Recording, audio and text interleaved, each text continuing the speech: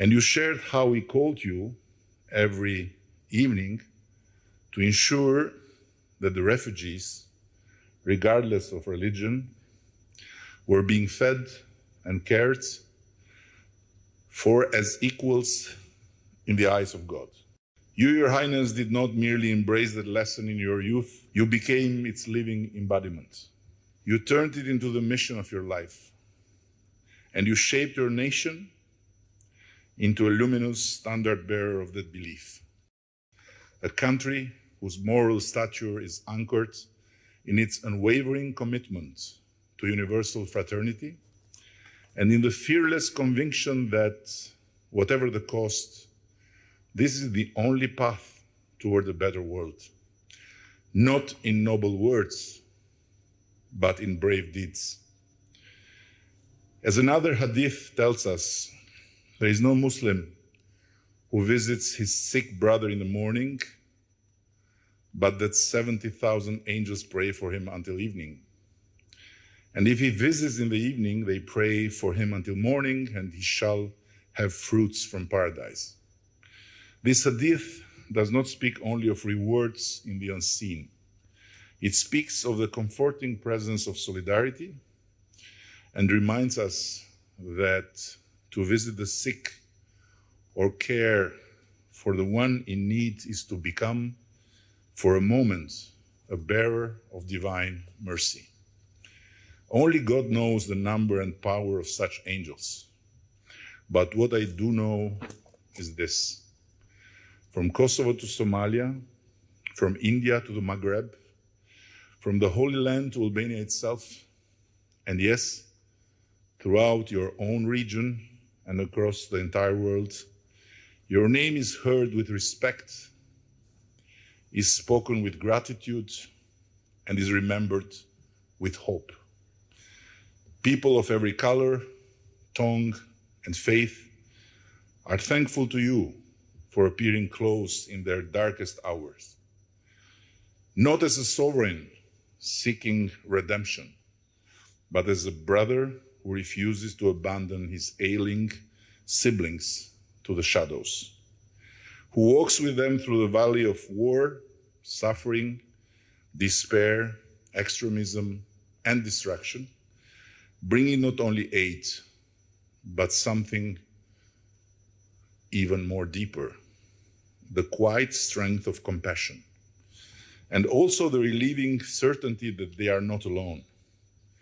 I'll never forget that when I came to you after the devastating earthquake left thousands of families homeless, you took my hand in yours and said, "Brother, you and your people are not alone."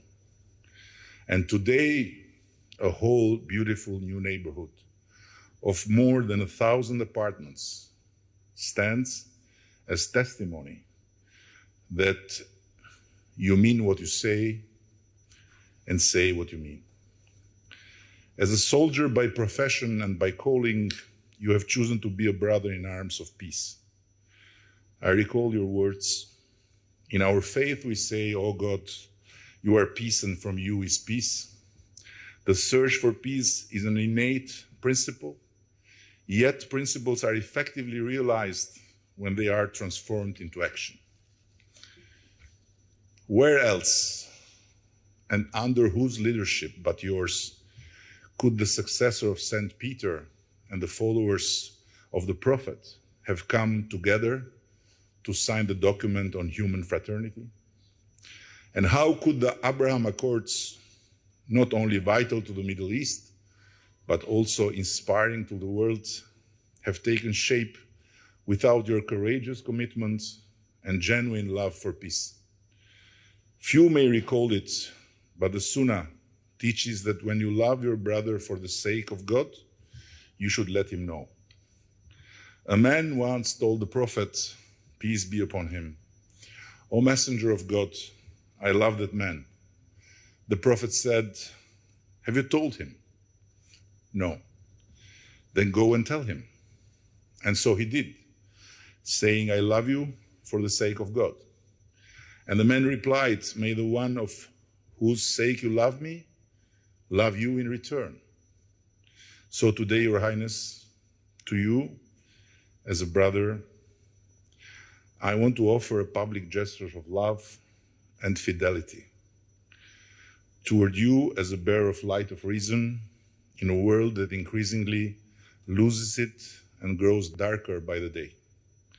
It may be modest compared to all you have done for us, but it is with profound gratitude that on behalf of the Albanian people, I have the honor of bestowing upon Your Highness the Grand Cordon with Star of Public Recognition.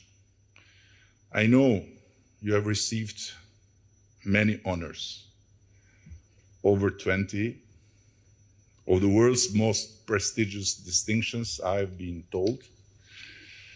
And yet I dare to hope, you know I'm stubborn, that this Albanian memorabilia may hold a special place among them.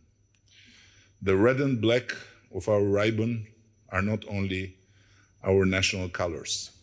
They symbolize, above all, the surrender of the self to divine providence in service for others, and the blood our brothers gave for this land, which must never be shed in vain. These same colors inspired a hymn written exactly a century ago by a great Albanian poet, a Christian Orthodox bishop and prime minister.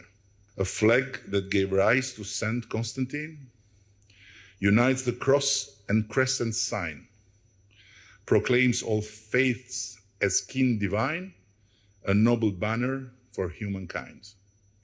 The star of this order, pointed in shape, draws the seal of our national hero, Skanderbeg, and from the 36 letters of our alphabet.